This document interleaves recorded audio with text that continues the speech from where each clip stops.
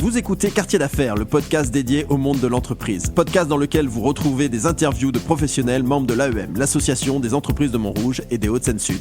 L'AEM, lieu privilégié du networking des hommes et des femmes d'entreprise, dirigeants et entrepreneurs souhaitant se retrouver pour échanger sur des sujets en lien avec leur activité. Conférences, optimisation des liens économiques et recommandations d'affaires dans un environnement empreint de convivialité, voilà la recette de l'AEM. Ce podcast a pour objectif de présenter la centaine d'entreprises que compose ce club. Nous parlons de leur histoire, leur activité, leur business, leur actualité et leurs projections, en gardant un axe fondamental, l'humain. Car comme l'a si bien dit Antoine de Saint-Exupéry, la grandeur d'un métier est avant tout d'unir les hommes.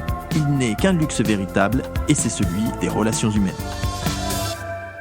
Et pour ce nouvel épisode de Quartier d'affaires, j'ai le plaisir d'être en compagnie d'Éric Klein. Bonjour Éric. Bonjour Geoffroy. Éric, tu travailles chez Bessin International, laboratoire Bessin International. Parle-nous un petit peu de Bessin International. Alors Bessin International, c'est un laboratoire pharmaceutique qui a 140 ans d'existence. 140 ans. Oui, oui, c'est pas tout neuf.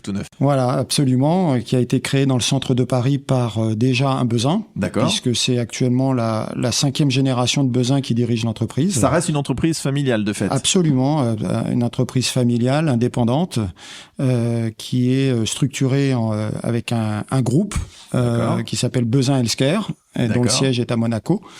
Et sur le site de Montrouge, donc laboratoire Bezin International, c'est essentiellement du manufacturing. Donc on fabrique et on conditionne des gels hormonaux. Et alors, là, tu dis c'est sur Montrouge ou c'est l'activité de Bezin International ? Alors l'activité de Bezin International, c'est effectivement de fournir des produits pharmaceutiques. D'accord. Pour ce faire, on a une force de vente à l'international, environ 1500 personnes dans le monde, et 3 sites de production, dont celui de Montrouge, et qui a la particularité d'avoir un agrément FDA, donc pour le marché américain. FDA, dis-nous en plus. Alors je suis pas très doué en anglais, mais c'est Food, Drug and Administration. D'accord. Donc c'est un agrément qui est délivré par les autorités américaines pour pouvoir mettre sur le marché américain, nord-américain et canadien nos produits pharmaceutiques. D'accord. Est-ce que tu peux citer quelques produits existants qu'on pourrait éventuellement connaître ? Donc aujourd'hui, on fonctionne surtout sur deux segments particuliers. Le soin de la femme ménopausée, avec 2 produits phares qui sont Utrogestan et Œstrogel. D'accord. Et depuis quelques années, sur l'andropause aussi, avec un produit qui s'appelle Androgel et qui marche très très bien, qui fonctionne très très bien à l'international. D'accord. Combien en tout, tu as parlé de 1500, ça c'était la force de vente, combien de collaborateurs sur Bessin International ? Alors sur le site de Montrouge, on est à peu près une centaine de personnes. D'accord. Et on fonctionne 7 jours sur 7. 7 jours sur 7 ? Oui, absolument. C'est un besoin, c'est quoi ? C'est un besoin uniquement pour pouvoir répondre aux besoins croissants sur des marchés comme par exemple en Angleterre, en Allemagne, aux Pays-Bas. Et donc, il y a un vrai carnet de commandes qui attend que l'on produise et nos vendeurs sont impatients qu'on produise. Donc, il y a une nécessité très forte de production et il faut suivre. L'origine, 140 ans, tu l'as dit. Au tout départ, Bezin International, c'est quoi ? Qu'est-ce qui a lancé Bezin International ? C'était quoi ? Au tout départ, le premier Bezin, c'était un pharmacien, un apothicaire. C'était un apothicaire dans le centre de Paris. Qui s'est associé avec un deuxième apothicaire et qui petit à petit on grossit, on proposait d'autres choses que simplement le côté comme on le connaît à l'ancienne avec les petits pots, les préparations, etc. Et dans les années 50, il y a eu un vrai développement à l'international sur certains des produits qui étaient faits à l'époque. Le plus connu à l'époque, c'était les vins de Bugeaud, c'était un vin tonique. À l'époque, qui était distribué. Puis petit à petit, on s'est orienté vraiment vers la production pharmaceutique. Et dans les années 60, on est venu sur Montrouge, associé avec un autre pharmacien qui était aussi basé sur Montrouge. Okay. Et avec cette association, on a développé la voie transdermique, ce qui nous a permis de créer des pommades. Dans un premier temps, c'était des pommades pour les sportifs. On a fait la percutalgine. Les plus anciens doivent connaître, ceux qui ont fait du foot dans les années 70-80. Et ensuite, on a développé justement les gels hormonaux. Donc, ça a été une vraie révolution dans l'entreprise parce qu'on s'est vraiment orienté vers le développement de nos produits spécifique, remboursé par la sécurité sociale, et parallèlement à ça, un vrai développement à l'international. Il y a un site en Belgique qui produit aussi des gels hormonaux. Et, combien de collaborateurs en Belgique ? À peu près comme nous, une centaine, okay. Un petit peu moins. Et eux, ils travaillent 7 jours sur 7 et ils travaillent en 3/8.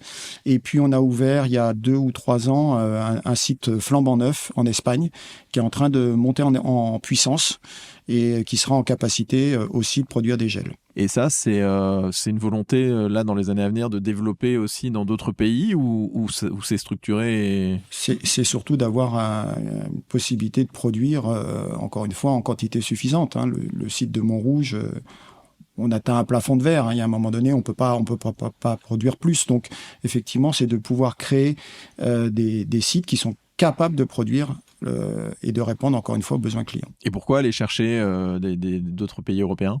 Déjà, je pense qu'il y a une volonté de rester en Europe. Ouais. Hein, le laboratoire Bezin, au départ, c'est quand même franco-français, donc on reste quand même dans cette dynamique-là.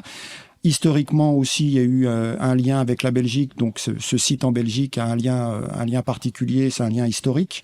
Et puis l'Espagne, il faudrait demander stratégiquement pourquoi ça a été choisi en Espagne, mais je pense qu'effectivement, il y a une vraie volonté de rester en Europe.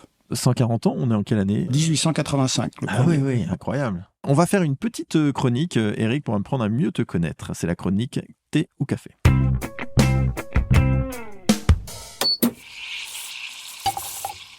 Eric, une alternative, tu réponds. Es-tu prêt ? Allons-y. On y va. Mer ou montagne ? Mer. Ville ou campagne ? Campagne. Du coup, t'habites où ? J'habite à Montrouge. C'est un peu la campagne alors ? Mais quand je peux m'évader, je m'évade. Tu t'évades quand même. Lundi ou vendredi ? Vendredi. Même si on aime son travail, le vendredi, il y a une saveur particulière quand même. Hein. Il y a une saveur particulière. J'ai un peu hésité parce que des fois, le vendredi, c'est un peu tendu. Mais bon, on sait que derrière, on va pouvoir se reposer, donc c'est bien. Ciné ou Netflix ? Netflix. Voiture ou vélo ? Voiture. Bureau ou télétravail ? Bureau. Ça s'y prête le télétravail chez Bezin ou pas du tout ? Dans notre activité, c'est très très difficile parce qu'on a beaucoup de travail posté, donc c'est difficile de faire du télétravail. Cuisiner ou Uber Eats ? Cuisiner, mais mon épouse. Déguster alors. Voilà. Préparer ou improviser ? Préparer. Préparer plutôt. Merci de t'être prêté au jeu, Eric. Ton parcours, toi, tu es arrivé quand chez Bezin ? Alors, j'ose plus le dire parce que ça fait peur des fois. Au mois de février, j'ai fêté mes 41 ans au sein de l'entreprise. Mais non. Oui. Ah oui, donc alors pareil jeune, mais c'est incroyable. T'as commencé à 15 ans. C'est courant dans cette entreprise ? Je suis rentré à une période où effectivement cette entreprise familiale, cette culture familiale permettait l'épanouissement et donner la chance, non pas aux produits, mais donner la chance aux gens de pouvoir apporter quelque chose pour l'entreprise. Et en fait, moi, je suis rentré en tant qu'employé de bureau. Et petit à petit, j'ai proposé des choses. Ça a été discuté, accepté. Et j'en suis venu à créer vraiment au sein du laboratoire les services généraux qui n'existaient pas du tout. Okay. Et partant de là, ensuite, il y a eu toute une évolution et mon poste a énormément évolué. Et c'est vrai qu'on peut dire 41 ans, ça fait beaucoup, mais en même temps, on a eu tellement de projets, tellement de choses qui ont été mis en place, qui ont évolué, qui ont fait évoluer l'entreprise que finalement, c'est passé très très vite. C'est passé très vite. Jamais de lassitude. Tu t'es pas ennuyé. Non, pas et du tout. Tu retrouves encore aujourd'hui chez Bezin parce qu'aujourd'hui c'est international, ce côté familial, tu le retrouves encore ? On a encore cette culture familiale parce qu'on nous laisse, même si c'est davantage cadré, on a des indicateurs de performance comme un petit peu partout, mais on nous laisse quand même une certaine autonomie. On est encore capable d'être force de proposition sur certains sujets. Donc après, on essaie d'accepter, c'est pas accepté. Il y a plein d'éléments, mais on a cette possibilité encore dans cette culture familiale de proposer des choses et de faire avancer grâce à ces propositions. Si on se projette, Bezin International, dans 5 ans, dans 10 ans, c'est quoi les enjeux, les grands objectifs ? Les grands objectifs, c'est de pouvoir répondre à la demande client, c'est de pouvoir produire davantage. Comme je disais tout à l'heure, on a un site de fabrication et de production sur Montrouge, mais on en a 2 autres à l'étranger, un en Belgique et un en Espagne. C'est de créer une synergie de manière à pouvoir répondre aux besoins et notamment sur le site de Montrouge, on est un petit peu à l'étroit quand même. On développe davantage la performance. On a il y a 2 ans créé un poste d'amélioration continue pour pouvoir développer cette performance et produire davantage pour encore une fois répondre aux besoins des clients. Formidable. Où est-ce qu'on peut trouver Bézin International ? Est-ce qu'il y a des communications qui sont faites ? Le site internet, les réseaux, c'est quoi ? Site internet, sur LinkedIn, sur Facebook, Bézin Healthcare, vous tapez Bézin Healthcare sur LinkedIn et vous aurez toutes les informations, sur cette tous nos partenariats avec le monde médical, etc. Formidable. Eh bien, nous étions avec Éric Klein, Bézin International. Merci Éric de nous avoir éclairé un petit peu sur cette jolie pépite française. Nous espérons que cet épisode vous a plu. Retrouvez-nous sur votre plateforme de streaming préférée. Si vous avez aimé ce podcast, notez-le, 5 étoiles c'est mieux, et partagez-le. Si vous êtes une entreprise montrougienne ou des Hauts-de-Seine-Sud, visitez le site internet de l'AEM, www.entrepriseaupluriel-montrouge.net, ainsi que ses réseaux sociaux. À très vite pour le prochain épisode du podcast de l'AEM.